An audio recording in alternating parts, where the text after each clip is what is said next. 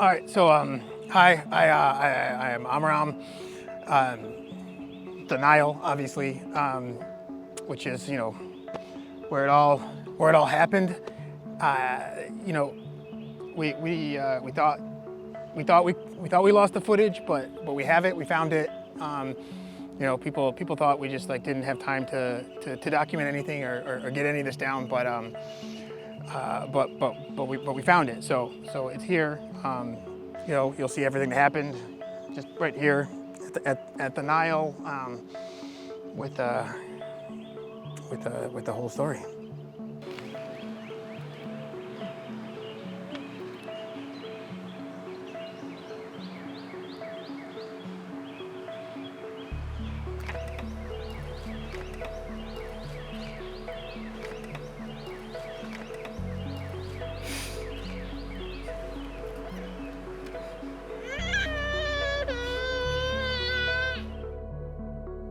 So, there he goes, down the Nile.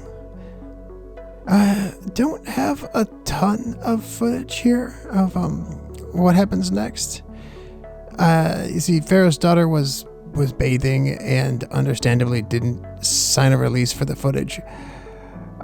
Bummer we didn't get some shots of Miriam here, but, is what it is, I guess. So, anyway, Moses grows up in the palace right there with Pharaoh and, frankly, has it like pretty easy. I mean, the rest of us are outside busting our asses, and he, I guess, like hurt his mouth as a kid or something. But, it's pretty chill for a while.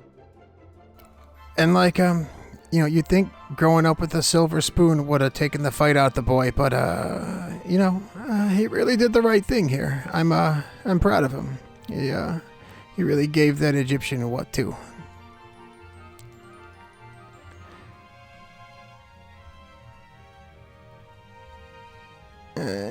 I get that he had to run away. I wish he hadn't have gone all the way to Midian. I just looked that up. That's actually like pretty far.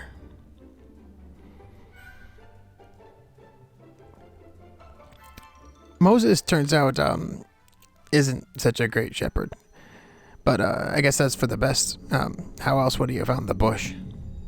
What are the odds? I mean, imagine that. How you find this burning bush, and all of a sudden it's like, Moses. He goes to check it out, and then the bush is like, hey, have some respect and like take your shoes off. It's a burning bush here. So Moses is like, oh shit, sorry. And he starts taking off his shoes, and the bush is like, okay, so I am Hashem, like your God and God of your ancestors, and take it in.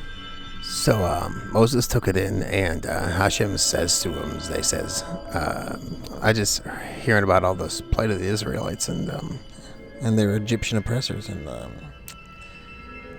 I hear them, so you should go save them.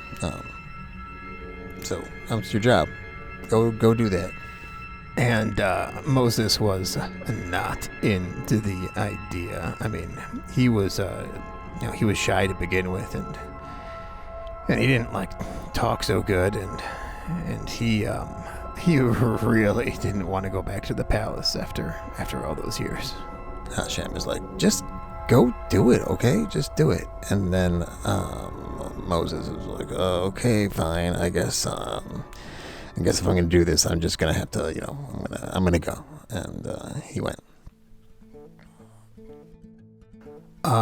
Here Moses is returning to the palace after all these years, and is like, what's up? Hey, Pharaoh, let my people go. And Pharaoh's like, nah, being a total dick about the whole thing. And Moses is like, listen, God is really pissed and is going to send a bunch of plagues. And Pharaoh still was just kind of like, I don't care. And Moses is like, they're going to be like pretty bad. Are you sure you don't want to like let my people go? And then Pharaoh was like, nah. So then there was like plagues, right? And we don't need to cover that. Like, I think we're all pretty familiar with that situation. But, you can Google it or whatever if you need some kind of reminder, I guess. Pharaoh's like, ugh. Like, those plagues, really suck. You should just go. Now. Just, go. Here, we wanted to pick up some bread for the road, but they were closed. Didn't totally trust Pharaoh and didn't want to wait around for them to open.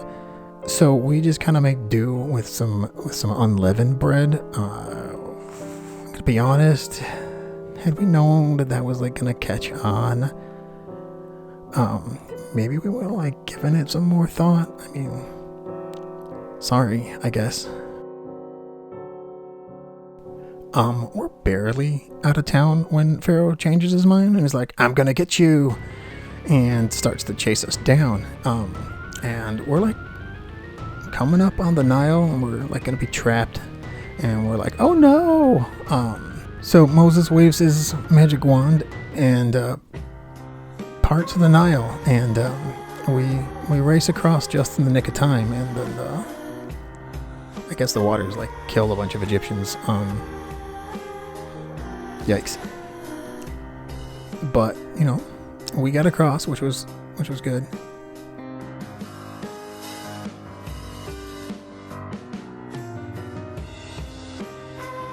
And then we lived happily ever after. Just kidding. The desert sucked. We fought everybody, and all we ate was manna. I would have stuck Moses right back in the damn river for just one bite of quail.